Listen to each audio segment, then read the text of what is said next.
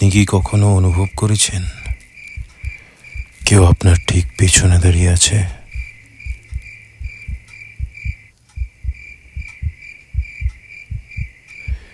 কিন্তু যখন ঘুরে তাকান কেউ নেই। আজকের গল্পটা সেই অনুভূতির।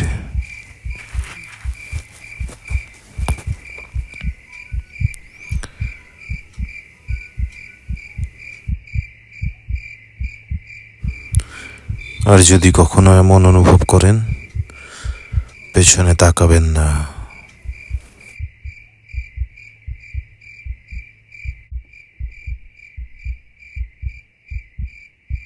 নতুন ফ্ল্যাট। আমি নতুন ফ্ল্যাটে উঠেছিলাম, 3য় তলা, ফ্ল্যাট 3B।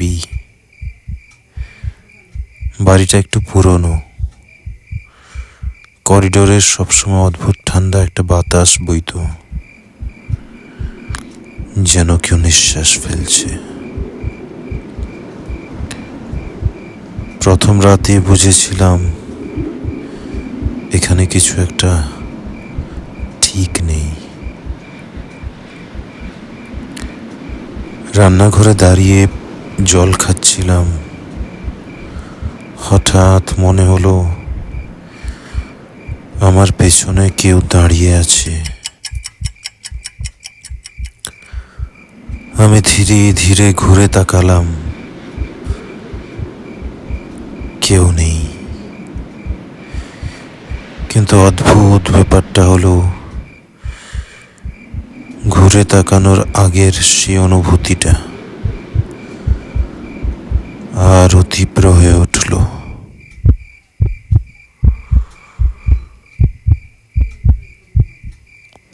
দিন যত যাচ্ছিল অনুভূতিটা বাড়ছিল। বাথরুমে দাঁত ব্রাশ করার সময় মনে হতো দরজার ওপাশে কেউ দাঁড়িয়ে। ঘুমানোর আগে লাইট বন্ধ করলেই পেছনে কারো নিঃশ্বাসের শব্দ। একদিন সাহস করে পরীক্ষা করার সিদ্ধান্ত নিলাম। আমি আয়নার সামনে দাঁড়ালাম, নিজের চোখের দিকে তাকিয়ে রইলাম। ধীরে ধীরে পেছনে তাকালাম, কেউ নেই। আবার সামনে তাকালাম, আমার ছায়াটা দেয়ালে ঠিক মতো পড়েনি। ওটা একটু দেরিতে নড়ছিল।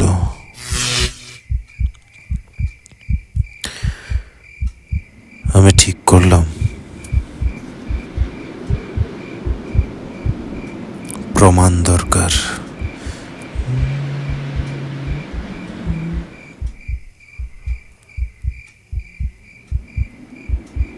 সেই রাতে মোবাইলটা রান্নাঘরের টেবিলে রেখে ভিডিও রেকর্ড অন করলাম। ইচ্ছে করে পেছনে না তাকিয়ে দাঁড়িয়ে রইলাম। মনে হচ্ছিল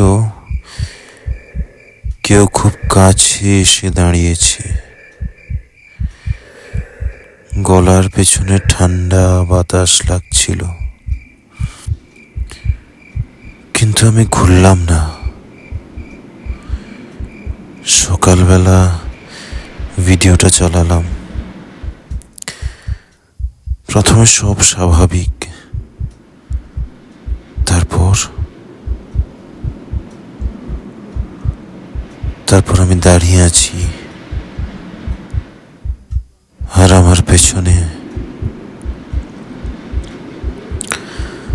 একটা অস্পষ্ট ছায়া, যেটা আমার সাথে মিলছে না। আমি যখন স্থির ওটা ধীরে ধীরে মাথা কাত করলো আমার দিকে।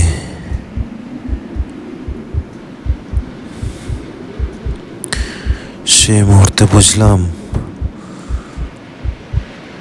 ওটা চায় আমি তাকাই।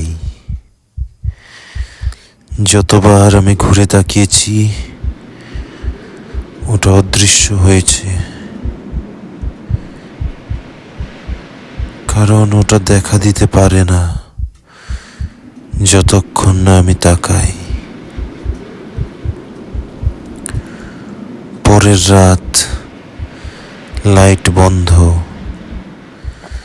করিডোর থেকে পায়ের শব্দ,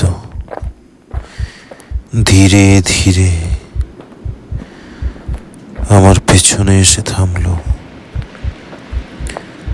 নিঃশ্বাস একদম কানের কাছে। আমি চোখ বন্ধ করলাম। ওটা ফিসফিস করে বলল, তাকাও।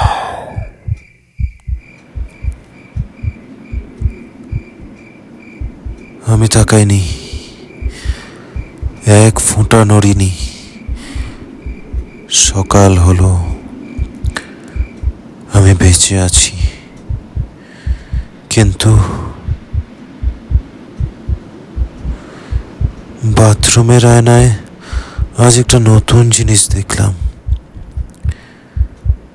আমার পেছনে কেউ নেই, কিন্তু আমার প্রতিফলনের পেছনে একটা ছায়া দাঁড়িয়ে আছে। আর এবার ওটা আমার মতো হাসছে না।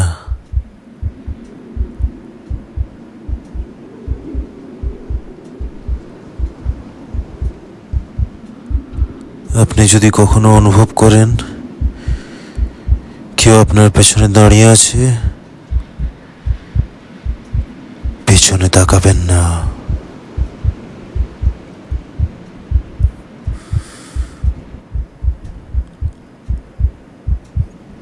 এমন অনুভব কি আপনার হয়েছে কখনো?